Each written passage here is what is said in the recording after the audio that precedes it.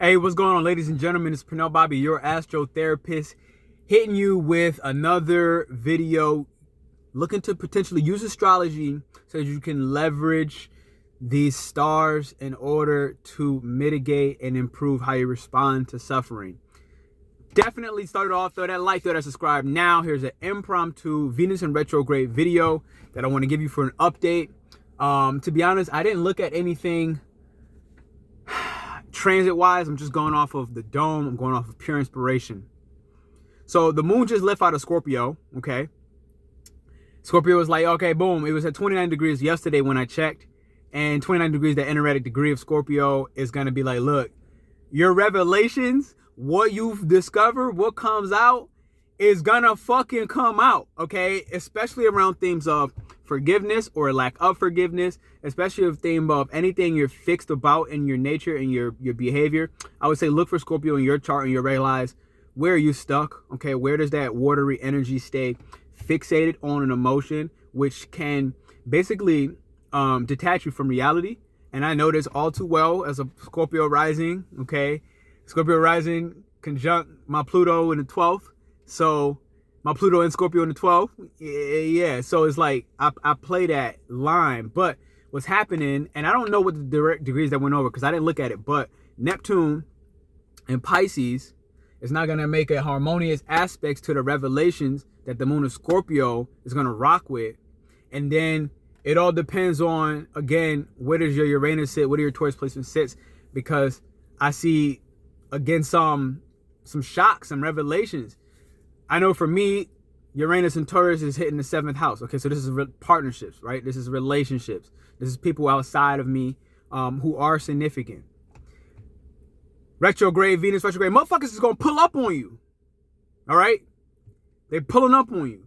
Today, I had, honestly, today I have two of the most significant people pull up on me in my personal life, okay, as well in my romantic life. And even in my business life. So this is all 7th house for me, specifically. So you got to check where, I really would say check where your Uranus is for you and where your first house is as well. Check what house your Taurus is in, as well as check where your rising is. So for me, it's like, okay, rising for me is Scorpio, as well as Taurus being that 7th house.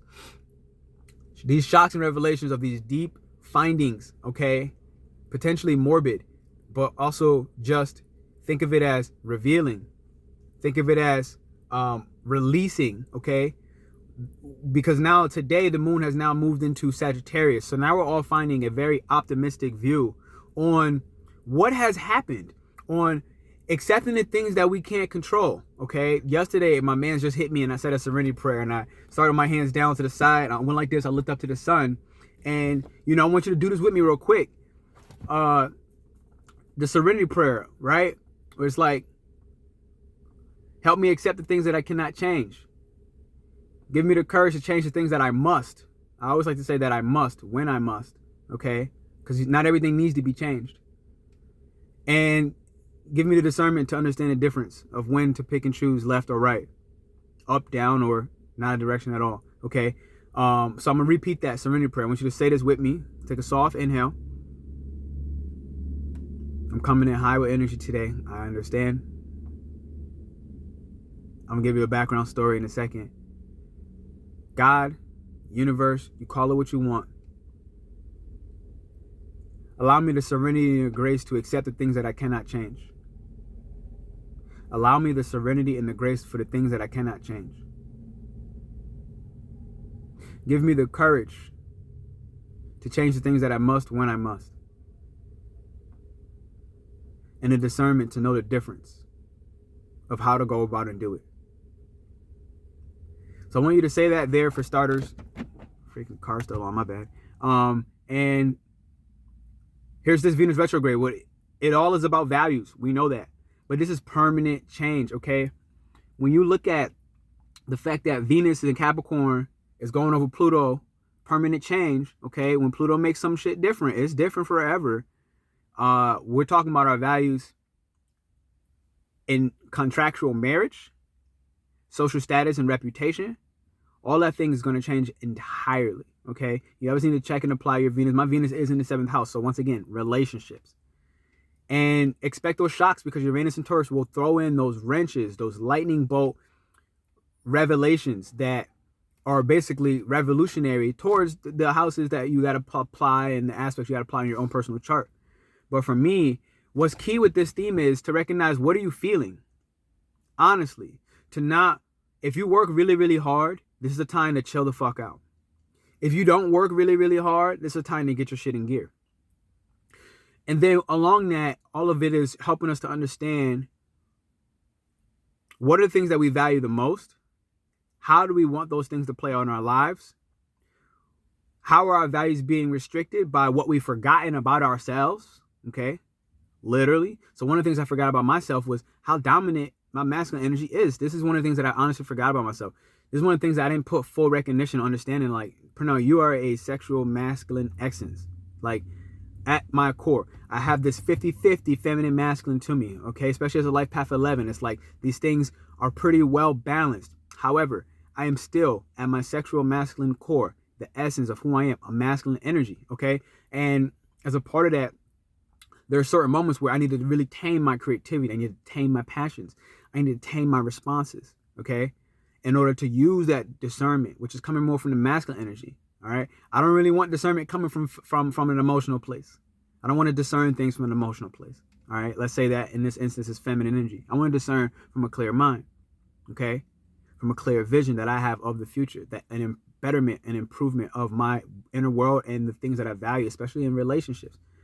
And I've seen this, and using that discernment, I had a client that reached out recently, and honestly, and he might watch this, she might watch this, but the motherfucker spazzed out. And I was like, I wonder what's happening. But I didn't react emotionally. I reacted with a clear mind. This is me staying in this rock-like mentality. This is part of the things that I really value, being able to do that, being able to sit there and hold space, okay, for the feminine in its chaos, which is going to be like the ocean. It will crash, it can heal, or it can crash, okay? Bruce Lee is one of the first to say this. Be water, my friend, all right? Know when to stay still, know when to be still, and know when to crash. That said, I hope, does this make the lighting better? That said, for this Venus Retrograde upgrade, for this Venus, I'm so high energy. This is the simplicity. I want you to feel into, you have to look at your chart. So I can give you an example of mine being in 7th house. When these two people hit me up, okay, and there was like 4, but there's 2 that were like, stood out. One made me feel as bright as this fucking sweater. And I was like, oh my God. Oh my God. I felt so much overwhelming joy and passion in my heart that I thought my heart was going to explode. I swear to God, I was exploding with joy. And this is after a dream of being shot in the back of the head by an enemy friend, which is a whole nother level. I got one of my people out there is interpreting this dream for me right now as well. And the 333 came up talking oneness. And this is what's been happening. This is the Venus retrograde, like 333, that portal that came up on December 21st, 2021 was that portal asking you, mind, body, spirit, get them shits in check. Which ones are out of balance, or reminding you that you already are in balance, okay? This 333 came up today as well with a 999. This is full completion because it was paired up with a 10, all right? So for my numerology people out there, you know exactly what I mean. I'm not going to spend too much time on that. 333 also being one of the numbers of twin flames. Okay, we're talking relationships. These are very clear indications. Things are pulling up. When I see Scorpio going through and making that aspect to Neptune and Pisces, what this is doing is Scorpio has the ability to go as deep, because Pisces is so infinitely deep, it's so ethereal that you really can never ever touch the end of it, right? There's no end. That's the whole thing. It's all 333. It's oneness, baby. But Scorpio still has the ability to go deeper than anybody else can. All right.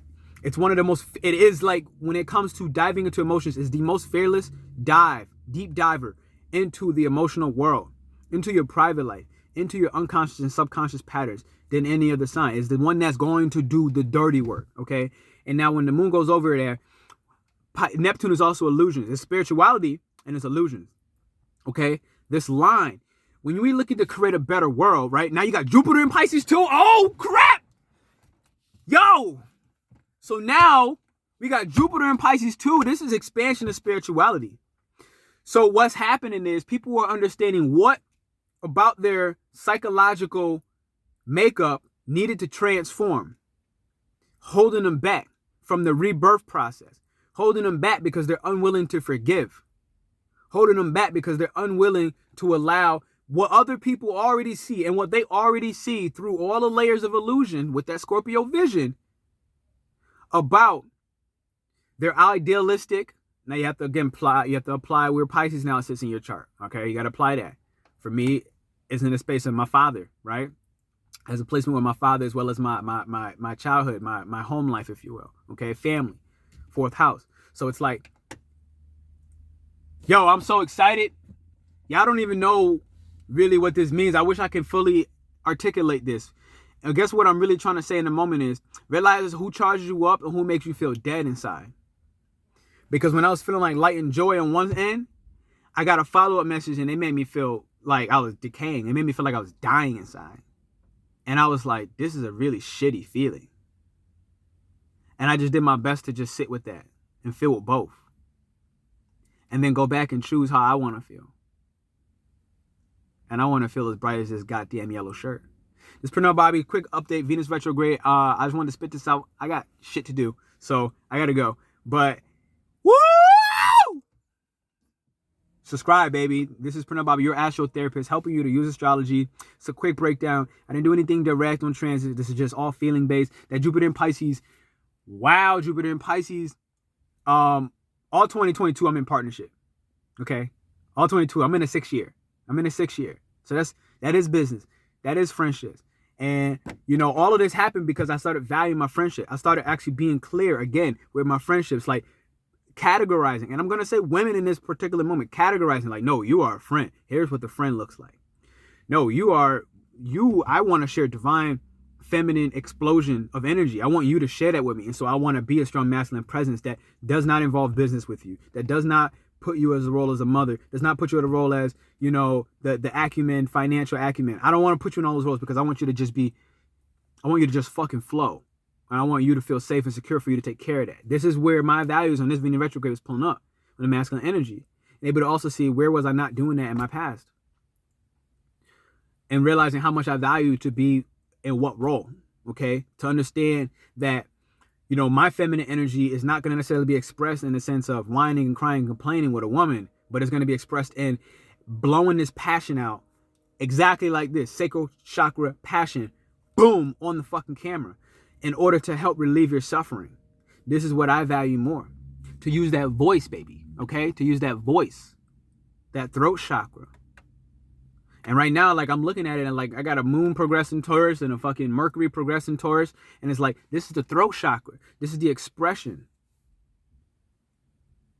Bringing the metaphysical, Scorpio, on the opposite end into the physical world, Taurus. And the Uranus and Taurus, the rebellion within myself and relationships. I'm going through, everybody is going through 2 eclipses in Scorpio, 2 eclipses in Taurus. You know what that means? Well, it depends on your personal placement. But for me, man, the more and more I started to choose myself, the more and more all my dynamics started to get very clear. And the illusions are starting to fade brick by brick. Cast them demons out. Okay? South Node is going to be in Scorpio. January 18th, 2022. North Node is going to go into Taurus. We're stepping, all those secrets are they're flying out. They're flying out. They're like, I can't hold this anymore. I can't hold my liquor. Nor can these demons hold on me. And we're stepping into harmony. Man, this is Pernell Bobby. I really hope you share this with somebody that you know needs to hear it, because this is the raw, this is the impromptu. There's so much more I want to say. I might need to make a part 2. If you want to hear part 2, drop the heart emoji down below. Your favorite color heart emoji. If you're still here checking with me, I want you to drop green, blue, yellow, black, white. Drop your favorite heart emoji down below. And if I get at least 10 hearts, I'm going to drop a part 2 to this. I love you. This is PernellBobby checking out your AstroTherapist, helping you to use astrology to improve, not master, how you respond to suffering.